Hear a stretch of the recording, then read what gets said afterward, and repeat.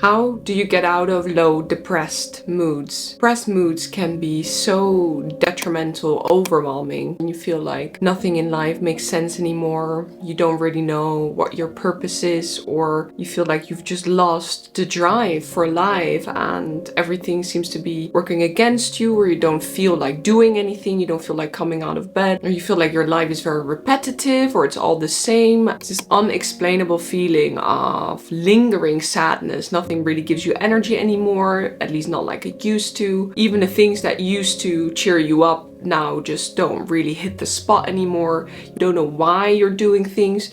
It feels like a well. You're stuck in it. You don't even remember how it feels like to reason in a happy way. You remember that there was a time where your brain was able to do that, but as you're in this low depressed mood, you can't really think of how you would think when you were happy. It's a horrible feeling, and I want to talk about it today. Now, I've been trying to gather this list that I want to share with you guys today, which are 5 things to get you out of a low depressed mood. My name is Davy. I am a PhD student in chemical engineering at the University of Cambridge, and in my free time I love to study psychology, self-development, things related to the law of attraction. I'm also starting online coaching. If you want some personal guidance on manifestation and spirituality, email me on coaching@davyctrm.com. Today I want to focus on getting out of low depressed moods and provide you with some handles and guidance on how to get out of this. I am saying mood on purpose because no mental state should ever be considered our permanent state of being. It is dangerous to make words like depression part of our identity. Before I provide you with 5 guidances on how to get out of low mood, I first want to give you a little bit of an introductory talk on low mood in terms of psychology. A lot of people like to devote low mood or other mental health issues to the disbalance of hormones. I already made a previous video where I explained that the disbalance of hormones might just be what we measure. It might be the end result. But who is controlling this body? Who is incarnated into this body? I believe that's the soul. So looking at mental health as a physical bodily entity and discoupling it from the soul and everything you've been through and your experiences doesn't seem valid, in my opinion. It is the spirit that is incarnated in that body. So yes, there might be a disbalance of hormones, but that is not uncorrelated to the environment, what you've been through, and the general energies that are flowing through your body in terms of emotions. Now, another pointer is that what unhappiness at the core is about is a disbalance between chaos and order. There's either too much chaos in your life, there are too many unknowns, you feel overwhelmed and you don't know what to do, or there's too much order. Everything is too planned, too predictable, nothing in life really excites you anymore. And happiness is found at the balance of chaos and order. We still have the chaos and the exploration of life and enough new things to try out, to challenge us. At the same time, we have enough order in our life that we feel safe and we feel taken care of and we don't feel overwhelmed by the unpredictability of life. The inconvenient thing about being unhappy is that we often think we're unhappy because of our life circumstances. Life is just not giving it to us right now. However, we might also sometimes notice that our mood is unrelated to that. Then we might be in the same exact life situation, but feel way worse than at other times, right? Now, the unfortunate part about life and manifestation is that life can only get better once you feel better. So instead of drastically trying to change external life circumstances and change your life in order to be happier, it actually works the other way around. If you develop a higher state of being, a higher frequency, and become happier, you will also attract happier life circumstances towards you. So trying to change anything in the external world in order to be happier is a dead end, as even if you obtain those external life circumstances, if you're still not happy from the inside, those will not even fulfill you. So it is very important that we work on our own frequency. It has to do with us. And then life can improve after that, because then your happier frequency will attract more good life circumstances towards you. Truly, life's focus is you. How do you feel? And then the external life circumstances that you attract are a result of your frequency. Let me now get into the 5 things that could help you on getting out of low mood. My first guidance is self-care with loving loving intention. A healthy mind cannot exist in an unhealthy body. And the only thing we have direct control over now, even though we seem like we don't have any control over our mind, we have direct control over our body and the way we take care of our health and the way we treat our body. So let's start with that. Let's start with treating our body nicely by taking care of it, giving it the right foods from loving intention. What is important to understand about this self-care is the intention with which you do it. Let's say I am in a low mood and I remember, oh Davy, you need to take care of yourself. Go shower. That is not a nice way to speak to myself. That is not from loving intention. When it comes to having loving intention in your self-care, it is about telling yourself, Davy, you feel so bad right now. You deserve to take care of yourself. Come on,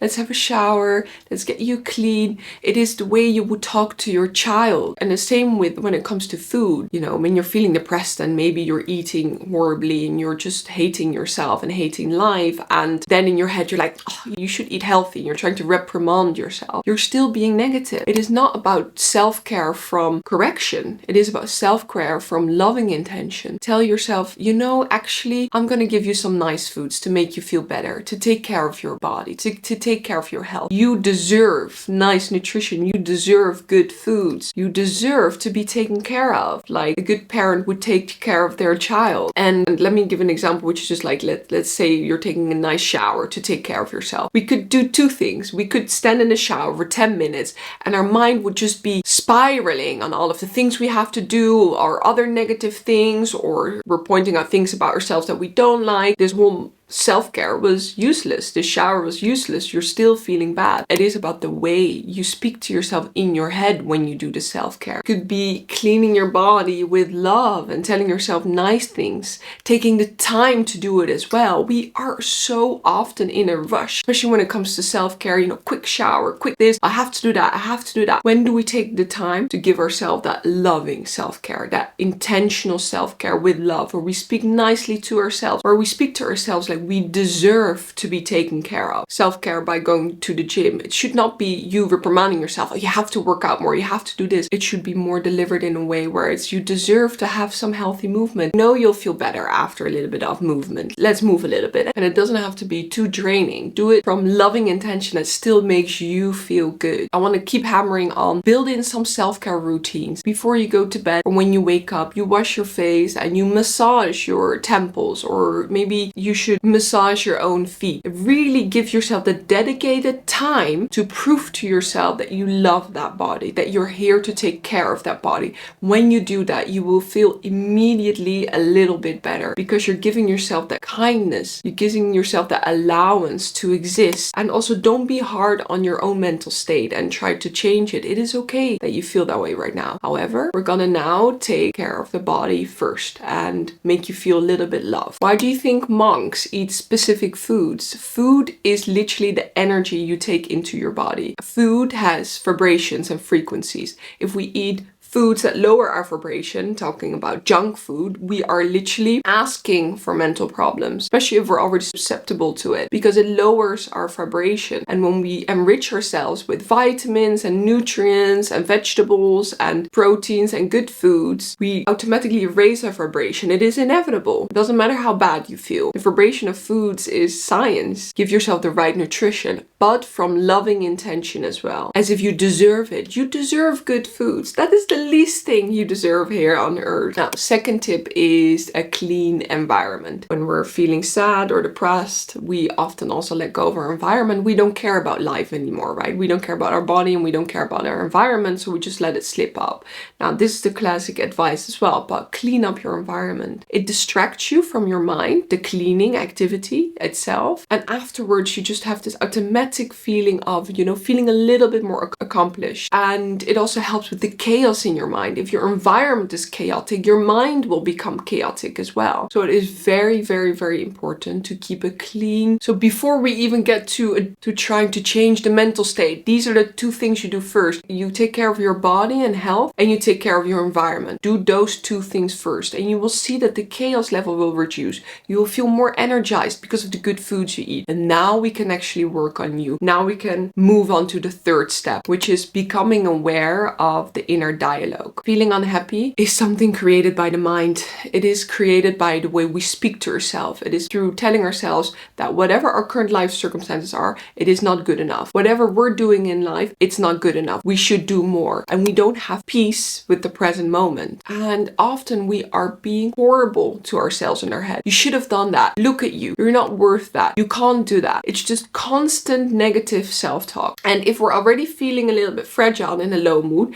that negative self-talk is sort of bringing you down the rabbit hole of negativity. So we have to become very aware of the inner dialogue. And every time we catch itself speaking negatively to itself, we cut it off and we replace it with the opposite. No, we are good enough. No, we have done enough. It is fine. It is okay to have a lower day. That is okay. Life is long. There are so many days to come. And we have to remember that if we cultivate happiness in the now, life will get better as a result of it. So if we're unhappy about our life circumstances, what do we change? The only thing that we can change is us here in the now. Because if we make ourselves happier and make ourselves feel better, happier life circumstances will just come to us. Life will get better eventually. All you need to focus on is you. All you need to worry about is the way you feel and the frequencies that you're currently emitting. So if you're unhappy about life and you're like, yo, but there are so many things in my life that I don't like. Okay, I believe you. But it will only get better if you change your frequency in the present moment now. And that can be achieved through self-love and stop talking negatively towards yourself. Stop criticizing yourself in your head. Go to the mirror and give yourself a compliment. Write yourself a letter and talk about the things that you've already achieved and how proud you are of yourself. And even if you're not doing so great right now, give yourself some credit through all the things that you might have been through. Of course, you fluctuate a little bit. And that's the thing with moods as well. They tend to fluctuate. It's very natural. We have to support ourselves in the lower moments. Life is duality, right? Life is about contrast. There wouldn't be any good moments if we didn't have the bad. But we can soften the bad by being nice to ourselves. And how do we get out of the bad? A good practice to work on your inner dialogue is meditation. Really sit with your thoughts,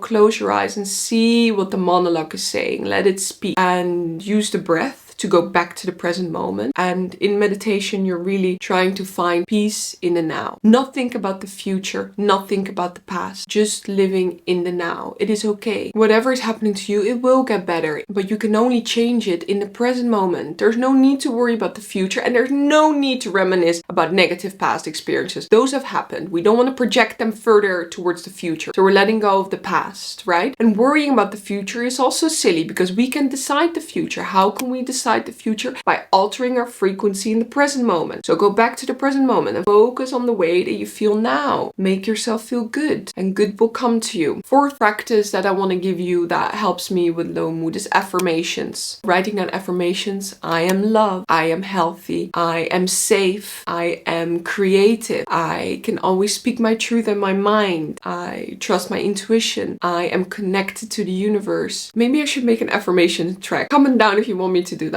Just Google affirmations. I am affirmations on YouTube could work as well. I really like Jason Stevenson and Leor Alexandra. Affirmations can reshift your mind back from the negative to the positive, and a repetition of it also helps to imprint on your subconscious belief system. And especially before night and especially when you wake up. Don't be on your phone. Don't scroll through Instagram or through TikTok. Really, really try to avoid that because it really imprints on your subconscious mind. Especially before bed.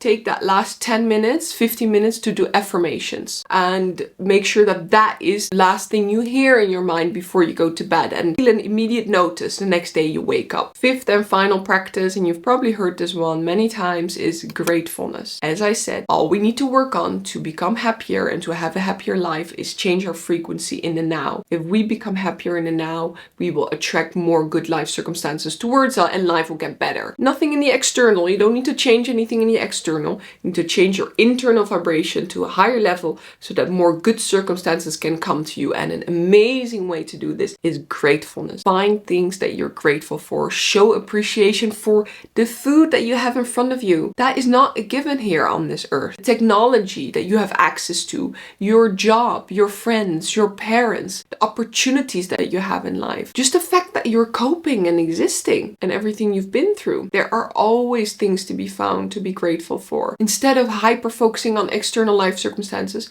just go back within and try to find the things that you're grateful for, and gratefulness will be rewarded. Expressing gratefulness is like you're paying the universe to give you more good things. It is the currency of love. So if you're looking to change your life, if you want a better life, well, then start paying the currency of gratefulness to the universe. Start expressing what you're grateful for, and you will receive more to be grateful for. Now, that sums it up for the 5 things you can do to get you out of low depressed mood. I hope anything in here was useful. If so, leave me a like and subscribe to my channel. I am also going to do online coaching. I'm still launching my website, but I want to help you guys one-on-one. That is truly my purpose here on earth. And I'm also going to do group coaching sessions. If you want early access, you can email me on coaching@davyctrem.com. I would love to see you in my next video or as one of my students for online coaching. Sending you all my love.